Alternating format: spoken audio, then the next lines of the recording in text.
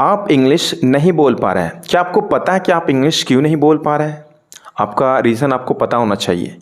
कई सारे केस ऐसा आता है, लोग कहते हैं सर मुझे हर कुछ आता है, हर चीज़ आता है, लेकिन मैं इंग्लिश नहीं बोल पाता हूँ। आखिर क्यों? वो कहते हैं मुझे ग्रामर्स वगैरह आता है, जितना आना चाहिए उतना आता है, पूरा नहीं आने के बाद भी मतलब जितना आना चाहिए मुझे आता है, स्ट्रक्चर्स भी आता है, लेकिन मैं बोल नहीं पाता हूँ, मैं अटक जाता हूँ। आखिर क्यों? पता है प्रॉब्लम क्या होता है कि आपने अपने ग्रामर पे तो काम किया, प्लस में राइटिंग स्किल्स पे काम किया, आप राइटिंग अच्छा कर लिया, आपने लिख सकते हो अच्छे से, लेकिन आप बोल नहीं पाते हो क्योंकि आपने प्रैक्टिस नहीं किया, आपने प्रैक्टिस को ध्यान नहीं दिया, आपने छोड़ दिया। जैसे मान लो कोई भी कॉन्सेप्ट आपको समझ में आ गया, आपने उस पर प्रैक्टिस नहीं किया, और जो डे टू डे लाइफ में आप जो भी बोलते हैं उस पर आपने काम नहीं किया, उस पर आपने सोचा नहीं कि चलो इसे भी मैं ऐड करता हूँ। ठीक है, आप हिंदी अपने वे में बोलते होंगे क्योंकि इंडिया में कई सारे लोग अलग अलग जगहों से आते हैं तो अलग वे में हिंदी भी बोलते हैं, राइट। तो वो क्या करते हैं कि अपने मदर टंग जो भी बोल रहे होते हैं उसमें मतलब इंग्लिश को भी डालने की कोशिश करते हैं, तो ऐसा होगा नहीं ना। आपको प्रोफेशनली सोचना पड़ेगा और मतलब सिचुएशन के हिसाब से सोच करके आपको इंग्लिश बोलने की ज़रूरत है। कोई ज़रूरी नहीं कि आपको एज इट इज़ ट्रांसलेट करना है। ट्रांसलेशन आपको एट द एंड इनिशियली तो ये ठीक है, बट लास्ट में आपको छोड़ना पड़ता है। ठीक है, तो क्या होता है कि आप ना पहले हर चीज़ आपने सीख लिया तो आप फ्रस्ट्रेशन ही होगा, आप सोचेंगे मुझे तो हर चीज़ आने के बाद भी मैं इंग्लिश नहीं बोल पा रहा हूँ। आप आखिर कैसे बोल पाएंगे? बात तो फैक्ट है, आपने सीखने पे फोकस किया था, जो कि हर चीज़ सीख लिया। अगर आपने सीख लिया है, इसका सोल्यूशन यही है, अगर आपने हर चीज़ सीख लिया तो आपको हताश नहीं होना, फ्रस्ट्रेटेड नहीं होना, बल्कि आपको कम्युनिकेशन पे काम करना, आपको लिसनिंग और कम्युनिकेशन पे काम करना, दैट्स ऑल। अगर आप ये दो चीज़ पे काम करेंगे तो आपकी कम्युनिकेशन ठीक हो जाएगा। आपको कुछ नहीं करना, जिसे आप अच्छा मानते हैं, जो आपको अच्छा लगता है उसे सुनिए और प्रैक्टिस करिए। मान लो कि मैं खुद ही कहता हूं अभी इस तरह से, जैसे मेरा एक दोस्त है, मैं कह रहा हूं उससे मिलता हूं कुछ दिन बाद, तो मैं कहता हूं भाई कैसे हो, तो मैं इंग्लिश में कह सकता हूं hi how are you doing. बंदा कहता है I am good, what about you. तो मैं कहता हूं यार I am also quite good but I have been learning English for the last 1 month, but I haven't improved anything. So I'm not getting what to do, what am I supposed to do in order to get the fluency. So could you please give me any technique that you have? तो बंदा कहता है कि या so you need to use your textbook, कुछ भी कहेगा और आप उस पर लग जाते हैं। हालांकि बहुत सारे लोग कुछ कहेंगे, आपको बताएंगे, तो कोई ज़रूरी नहीं कि हर चीज़ रिलायबल हो और हर चीज़ आपके लिए अप्लाई हो जाए, हर चीज़ बेनिफिट हो आपके लिए, कोई ज़रूरी नहीं है, ऐसा होता नहीं है। ठीक है, कुछ लोग अगर बोलते हैं तो कुछ वर्कआउट होता है, कुछ नहीं भी होता। अब मान लो कि मैं आपको इंग्लिश में बोलकर यहाँ बता दूं कि 1 घंटे का या फिर 10 मिनट का लेक्चर इंग्लिश में दे दूं, तो ऐसा कोई जरूरी नहीं कि आप भी इंग्लिश सीख जाएंगे। आपको इनिशियली से शुरुआत से जिस तरीके से हर किसी ने शुरू किया, कहीं ना कहीं से आपको भी शुरू करना होगा। आपने ग्रामर वगैरह सीख लिया, बहुत अच्छी बात है, किसी को तो वो भी नहीं आता। मैं उन लोगों को कहना चाहूँगा जो अभी तक ग्रामर वगैरह भी थोड़ा पकड़ नहीं बना पाए हैं, उन सभी की यही टेक्निक है कि जैसे ही आप सीखते हैं बोलना शुरू करिए। मान लीजिए कि आपको टेंस आता है तो आप बोलना शुरू कर सकते हैं। Okay, so I wake up around 10 AM in the morning, I go to washroom, I come back and I do something interesting, or I just I make breakfast, I have it। तो आपको इस तरीके से बोलते रहना है। आप गलती करेंगे, कोई बात नहीं, गलती करेंगे। हालांकि मैं आपको प्रेजेंट इंडेफिनिट टेंस को यूज़ करके बता रहा था, तो इसी तरीके से आपको बोलना है। अगर सिंपली मतलब कुछ भी आए माइंड में, बोलने की कोशिश करिए। इसके अलावा मान लीजिए कि आपको कोई भी मीटिंग्स है या फिर जो भी चीज़ें हैं, आप जिस तरीके से बोलना चाहते हैं, मान लो कि आपको ऑफिस में या फिर कहीं कुछ बोलना है, तो आप क्या करते हैं, माइंड मेकिंग करते हैं। माइंड मेकिंग का मतलब समझते हैं क्या होता है? जैसे कि आप मतलब पहले सोचते हैं कि अच्छा मुझे ये बोलना है, क्या बोलना है, तो ये बोलना। हिंदी में भी आप ऐसे करते हैं तो इंग्लिश में करेंगे, कौन सी बुराई बात है भाई? कोई बुरा बात नहीं है, आप इंग्लिश में कर सकते हैं। जैसे क्या होता है कि हम बोलते हैं कि अच्छा मुझे ना कल की छुट्टी लेनी है, तो मुझे जा कर के बोलना मैम से what to say, I have to take a day off tomorrow because I have some important work and I have to complete that. The moment I complete and the next day I will come and I'll join the company. तो आप ऐसे कुछ सोचते हैं, मुझे कुछ पता नहीं, रैंडम जो आया मैंने बक दिया और मैंने यहाँ बोल दिया। हालांकि कुछ भी बोलूँगा सही ही बोलूँगा, आप उसका हिंदी कर ही सकते हो। ठीक है, तो ऐसी तरीके से आपको कुछ ना कुछ प्रैक्टिस करना है। तो यहाँ पे मैं एक टॉपिक देता हूँ, इट्स ऑब्वियस। मान लो कि यहाँ पे एक टॉपिक है इट्स ऑब्वियस, तो इसका मतलब होता है जाहिर सी बात है, ऑब्वियसली भी आप कह सकते हैं। ठीक है, तो आपको क्या करना है कि इसे यूज़ करना है। देखो जाहिर सी बात है कि मैं इंग्लिश सीखता हूँ लेकिन मुझे टाइम लगेगा। It's obvious I learn English but it will take me time to speak in English. I cannot say in English initially. It will take me a little bit more time because I'm working on it. तो ऐसे आप कहते हैं it's obvious if you work hard you will get the success.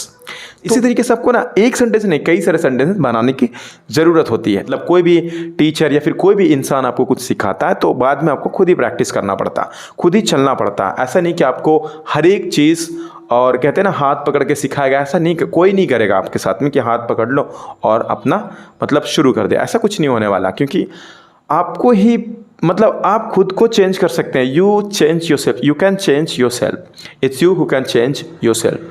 सो आपको किसी पे उतना भरोसा नहीं करना है. हाँ, चीज़ें जो काम करती उस चीज़ों को ले लो, जो चीज़ें काम नहीं करती उसे फेंक दो, कोई काम का नहीं है.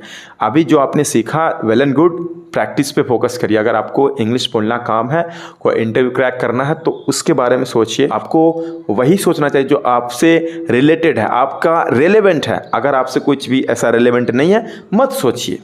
और इंग्लिश प्रैक्टिस करना मत भूलिएगा. ये आपका फ्यूचर बनाएगा, ये आपका कोई गोल होगा वो अचीव कर सकते हैं. ठीक है, और सारा स्ट्रक्चर्स एक ही बुक में चाहते हैं तो लिंक डिस्क्रिप्शन में है, जो भी मैं यूट्यूब पे पढ़ा चुका हूँ. आपको एक ई बुक में सम अप करके शॉर्ट में आपको सभी के सभी एग्जाम्पल्स भी कम से कम 5 होंगे. ठीक है, तो चाहे तो आप ई बुक परचेस कर सकते हैं, लिंक डिस्क्रिप्शन में है. अपने ऊपर काम करो, क्योंकि उससे आपको कोई लेना देना नहीं है. आपको 1 मिनट अगर कोई बोल करके भी दिखा रहा है तो क्योंकि उसने काम किया उसके ऊपर, इसलिए बोल रहा. आपको भी काम करना पड़ेगा. ऐसा नहीं कि कोई टेक्निक बता रहा है तो रातों रात आप इंग्लिश सीख जाओगे. ऐसा को मैं कभी नहीं कहता हूँ कि रातों रात इंग्लिश सीख जाओ. हाँ, 6 महीने में पॉसिबल है, 3 महीने में फ्लुएंसी, जिसकी थोड़ा ग्रामर ठीक है. मतलब जो चीज़ें मतलब चीज़ें के हिसाब से मैं बता रहा हूँ कि पॉसिबल है. अगर कोई बिगिनर भी है उसके लिए भी 6 महीने में पॉसिबल है कि वो एक इतना जान सकता है, इतना बोल सकता है कि हाँ किसी को समझा सकता है इंग्लिश में. इतना तो पॉसिबल है. मैं ये नहीं कहूँगा एकदम पूरा फ्लुएंट हो जाएगा, एकदम जाकर के BBC वगैरह में जाकर के मतलब न्यूज़ एंकरिंग करना शुरू कर देगा, ऐसा मैं नहीं कह सकता. क्योंकि हाँ इतना चढ़ जाएगा, इतना हो जाएगा कि बंदा छोटा मोटा इंटरव्यू वगैरह क्रैक कर सकता है और चीज़ें मतलब कि जॉब वगैरह भी पा सकता है, स्पेशली प्राइवेट सेक्टर में. ठीक है, तो कोई बड़ी बात नहीं है. तो चलिए आगे बढ़ते हैं, वीडियो को शुरू करके कुछ देख लेते हैं. So the first topic would be menace to. Menace to का मतलब होता है के लिए खतरा. मतलब किसी चीज़ के लिए कुछ भी खतरा हो जाता है, खतरा बन जाता है, उस जगह पे मेनस टू को हम यूज़ कर सकते हैं. बड़ा सिंपल में, जैसे आप इस समाज के लिए खतरा है, वह तुम्हारे लिए खतरा है, तो आप सिंपली भी यूज़ कर सकते हैं, no doubt. Okay, uh menace to आ चाहे तो लगा सकते हैं, आ बिल्कुल लगाना पड़ेगा. ओके, जैसे नशीली दवाओं की लत मतलब एडिक्शन समाज के लिए एक गंभीर खतरा है. Drug addiction is a serious menace to society. Serious यहाँ पे सीरियस मतलब गंभीर. ओके, अगला सेंटेंस है फर्जी खबरें लोकतंत्र के लिए एक खतरा है. Fake news is a menace to democracy. Fake news is a menace to democracy. भ्रष्टाचार आर्थिक विकास के लिए खतरा है. Corruption is a menace to economic growth. वह समाज के लिए खतरा था. He was a menace to society. He was a menace to society. अगर कोई चीज़ किसी चीज़ के लिए या फिर कोई इंसान ही किसी के लिए खतरा है तो आप बिल्कुल लगा सकते हैं, नो डाउट. ओके, आप बिल्कुल यूज़ कर सकते हैं. मेरे लिए खतरा नहीं हो. तुम मेरे लिए खतरा नहीं हो. You are not a menace to me. You are not a menace to me. प्रदूषण मानव स्वास्थ्य के लिए एक गंभीर खतरा है. Pollution is a serious menace to human health. So the next topic would be endeavour to. Endeavour to का मतलब होता है बहुत ज़्यादा प्रयास करना, अत्यधिक प्रयास करना. उस जगह पे एंडेवर टू को आप यूज़ करेंगे. ये एक वर्ब है, इसे आप जैसे चाहें उस तरीके से आप यूज़ कर सकते हैं. जैसे हेल्दी भोजन खाने का प्रयास करो, यह आपको फिट और मजबूत रहने में मदद करता है. Endeavor to eat healthy food. It helps you stay fit and strong. आप इसे सिंपली भी यूज़ कर सकते हैं. जैसे मैं इंग्लिश सीखने के लिए कड़ा प्रयास कर रहा हूँ. I'm endeavoring to learn how to speak English. मतलब इंग्लिश बोलने के लिए सीखना. ओके, हर दिन कुछ नया सीखने का प्रयास करो. नॉलेज ही पावर है. Endeavor to learn something new every day. Knowledge is power. समय के पाबंद होने का प्रयास करो. समय पर पहुंचना दूसरों के प्रति सम्मान दिखाता है. Endeavour to be punctual. Being on time shows respect for others. ईमानदार होने का प्रयास करो. ईमानदारी सबसे अच्छी नीति है. Endeavour to be honest. Honesty is the best policy. So the next topic would be meant to. Meant to का मतलब होता है, इसका यही मतलब है. मतलब कि मेन टू का हम जब यूज़ करते हैं कोई भी किसी चीज़ या फिर कोई भी चीज़ या कोई इंसान किसी चीज़ के लिए बनी है, उसका मतलब ही यही होता है, तो उस जगह पे हम मेन टू को यूज़ करते हैं। ठीक है, पास्ट में या फिर प्रेजेंट में, जैसे भी आप यूज़ करना चाहें कर सकते हैं। आइए कुछ एग्जांपल्स देखते हैं। यह किताब आपको अंग्रेजी सीखने में मदद करने के लिए बनाई गई है, मतलब बनी है। यह किताब का ही मतलब है आपको अंग्रेजी सीखने में मदद करना। ठीक है, तो आप कह सकते हैं this book is meant to help you learn English, it has easy exercise in it. मेरा डॉक्टर बनने का इरादा था, मतलब मेरा मतलब था मुझे डॉक्टर बनना, लेकिन मैं लेखक बन गया।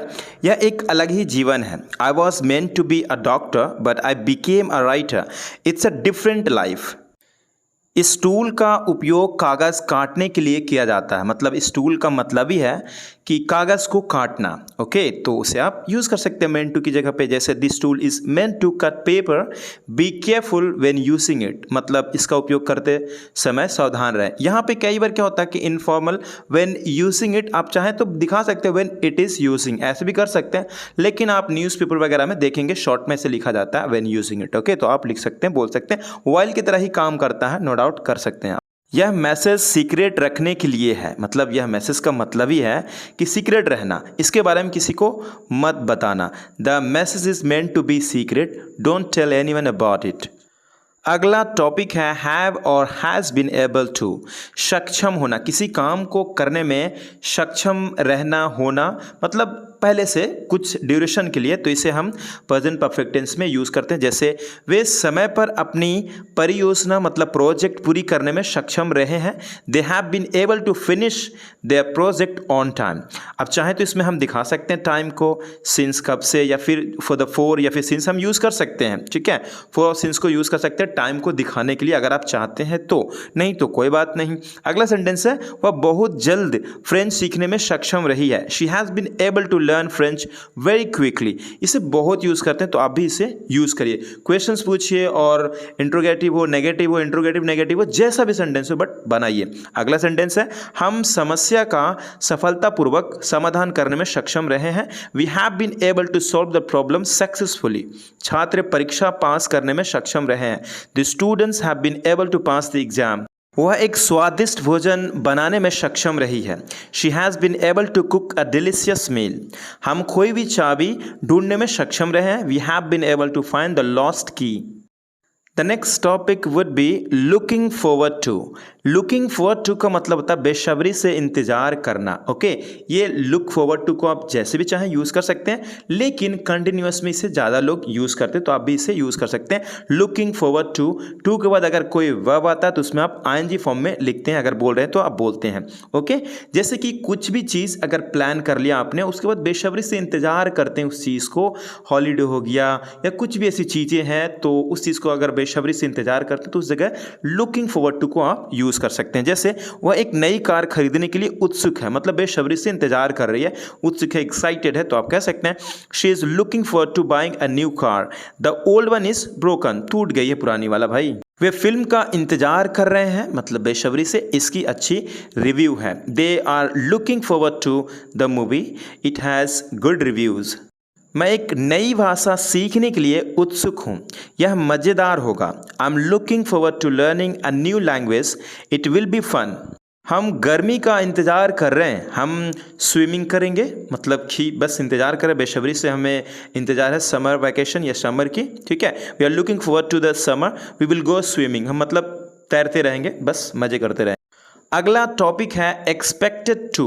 एक्सपेक्टेड टू का मतलब होता है उम्मीद की जाती है या फिर उम्मीद है, उस जगह पे एक्सपेक्टेड टू को आप यूज़ करेंगे। जैसे कल का मौसम धूप वाला रहने की उम्मीद है, the weather is expected to be sunny tomorrow.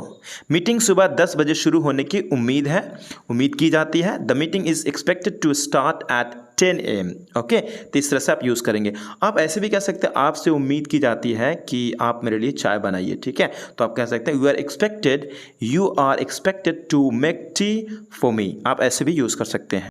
Petrol की कीमत बढ़ने की उम्मीद है, the price of petrol is expected to increase. नए स्मार्टफोन अगले महीने रिलीज होने की उम्मीद है, the new smartphone is expected to be released next month. Next topic would be suppose to का मतलब था नियमों को निभाना। ओके कोई भी नियम है या फिर आप बनाते हैं या फिर ऑलरेडी बना हुआ है, या छोटा हो या बड़ा हो जो भी हो, तो उससे पे सपोज टू को आप यूज़ करते हैं। जैसे आपको अब स्कूल में होना चाहिए, देर हो रही है, मतलब कि समय के हिसाब से आपको अब स्कूल में होना चाहिए लेकिन आप देर हो रहे हैं, तो उस जगह पे कह सकते हैं you are suppose to be at school now, it's getting late. यहाँ पे चाहिए या फिर ना कुछ भी खत्म हो सकता है, उसके लिए कोई भी फर्क नहीं पड़ता। अगर कोई पास्ट में तो वाज वर लगाएंगे, अगर कोई प्रेजेंट में तो इज एम आर, जो भी होगा सिचुएशन के हिसाब से ओ लगाएंगे, ठीक है। और आपको कुछ नहीं करना। अगला सेंटेंस है मुझे उसे कैफे में मिलना था लेकिन वह देर से है, मतलब देर हो गया हो। I was suppose to meet her at the cafe but she is late. आपको कल मुझे फ़ोन करना था लेकिन आपने नहीं किया। You are suppose to call me yesterday but you didn't. हमें आज पिकनिक पर जाना था लेकिन बारिश हो रही है। We were suppose to go on a picnic today but it's raining. Film बहुत अच्छी होनी चाहिए, चलो इसे देखते हैं। The film is suppose to be very good, let's watch it.